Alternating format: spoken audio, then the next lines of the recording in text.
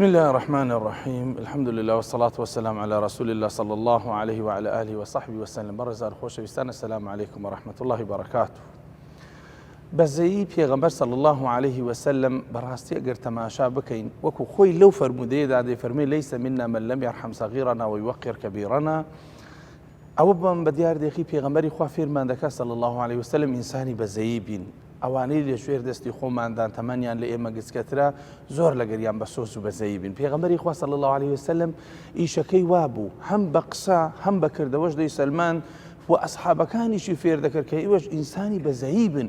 پێغەمبەری خوا صلی الله عليه وسلم فەرمووە سەحابەکە من ناڵێم بەزەیی تاک یعنی کەسایەتیەک ئینسانێک بەزەیی عام بەگشتی بە هەموو خەڵکدا بێتەوە. و تا پێغەمبەری خوا صلی الله عليه وسلم پێشنوێژی دەکات دەفەرمێ نیەتمە بوو نوێژەکە درێژکەمەوە، بەڵام گوێم لە گریانی منداڵێک بگوتم نەوەک دایکەکەی لە پشتەمە نوێژە بکە، نوێژەکەم کورت کردەوە لەبەر خاتری ئەو منداڵە نەوەک دایکەکەی نیگەران بێ.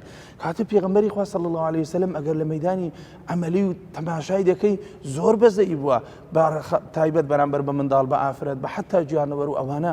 بزانە پێغەمبەری خوا صلی الله عليه وسلم ئیمامی حەسەن ماچەکە کە کوڕی کچیتی یەکی لە عەرابیەکان دەیفەرمی یا رسول الله ئێوە منداڵی خۆتان ماچ دەکەن؟ پێغەمبەر فەرمووی صلی الله عليه وسلم بەڵێ.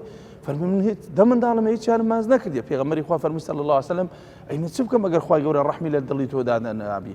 یعنی ناکرێ بەڕاستی ئینسان بەزەیی نەبی بەڕێزا سیفەتی بەزەیی بەڕەحم ئەوە سیفەتێک بووە خوا بەخشیتی بە پێغەمبەر صلی الله عليه وسلم فبما رحمة من الله لنت لهم ولو كنت فظا غليظ القلب لانفضوا من حولك. کەس لە دەورە نابووە گەر بە سۆز و بەزەیی و بەڕەحم نەبووایە. وما أرسلناك إلا رحمة للعالمين.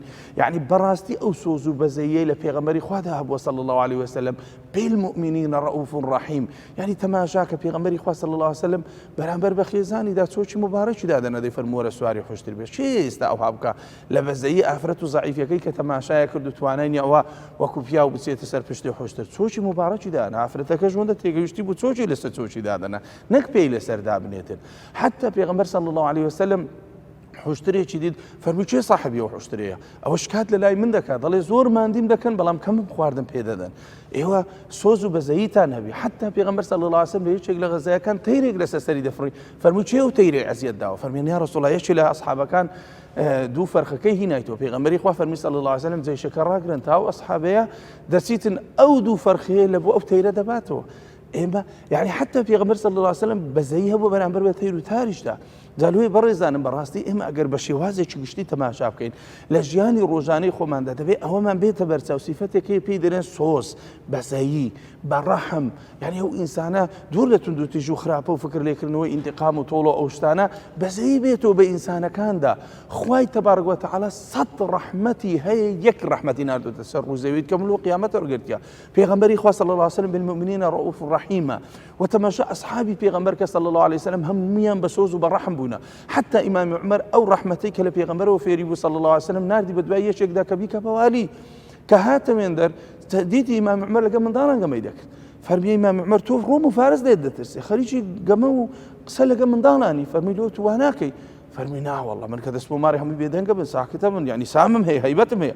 إمام عمر فرمي شاك بو قصد كل قاسم كل بيت كموالي قلت زور سباستا كم فرمي قسم بخوانات كموالي فرمي له فرمي تو صوصت برامبر بزيد برامبر بمنضالي خود نيتوا شون بمنضالي خلق ديتوا بريزان إنسان أو صفتي كوا بيدلن صوص بزي لضلي أو إنسان داديتوا براستي أوي لخوي دا لمنضالي دا لجيرانك هاني دا لبرادرك هاني دا لختابيك هاني دا أو صفتا رنگ بداتەوە لە ژیانی ڕۆژانەی ئەو ئینسانەدا لە هەموو کایەکانی ژیاندا کە ئینسانێک بچبی بە سۆزبی بەزەییبی لە مەیدانی عەمەلدا. حتى پێغەمبەر صلی الله عليه وسلم لە مەعرەکەشدا سۆز و بەزەییدا هەبووە لە شەڕکردنیشدا شێوازی سۆز و بەزەیی بەرامبەر بە بریندار و بەرامبەر بە کەسی لێ قەوما و کە برێ بە زۆر ئەمنیان هێناوەتە ئێرە ئەو زۆرە هەر عوزرێکیان دەهێنا یعنی لێ قبوڵەکردن پێغەمبەری خوا صلی الله عليه وسلم.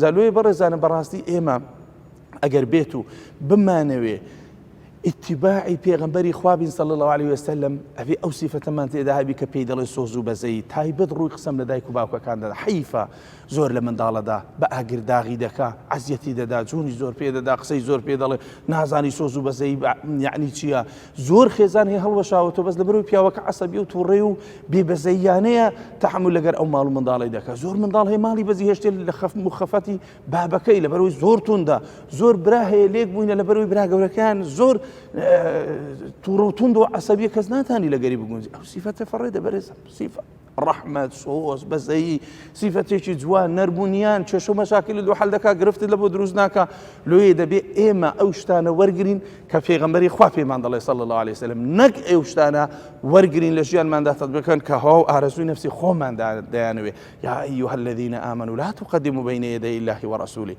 ئەمر بەجێی پێش مێخن بە پێش فەرمانی خوا و پێش فەرمانی پێغەمبەری خوا صلی الله عليه وسلم ومێ دەکەم ئینشاء الله خوای گەورە ئەو سیفەتە لە هەموو لایەکماندا زیاد کە و سۆز و بەزەیە لە دڵەکانماندا زیاد کە لە ماڵەکانماندا زیاد کە ببینە کەسێکی سۆز و بەزەیی بەرامبەر بە هەموو شتێکدا بێتەوە هەر وەکو پێغەمبەر صلی الله عليه وسلم فەرمی عایشە کاتێک فەرمی یا رسول الله من کاتێک قەسابیش دەبینم جیشتێک سەر دەبڕی فەرمووی ڕەحمم پێ دێ فەرمووی ئەشات ئین ڕەحیمتەها ڕەحیمەکە الله مادەم بەزەیت بەرامبەر بە حیوانێکدا بێتەوە کە سەر بڕێ ئیلا خوای گەورەش بەزەیی بە تو دادوێتەوە شاء الله خوای گەورە هەموو لایەکمان تەوفیق دەدا سەرفرازی دنیا و قیامەتمان دەکا بە سۆز و بەزەیی لە دڵەکانماندا دادەنێتن وەسەلام عەلەیکم وەڕەحمەت الله وبەرەکاتوه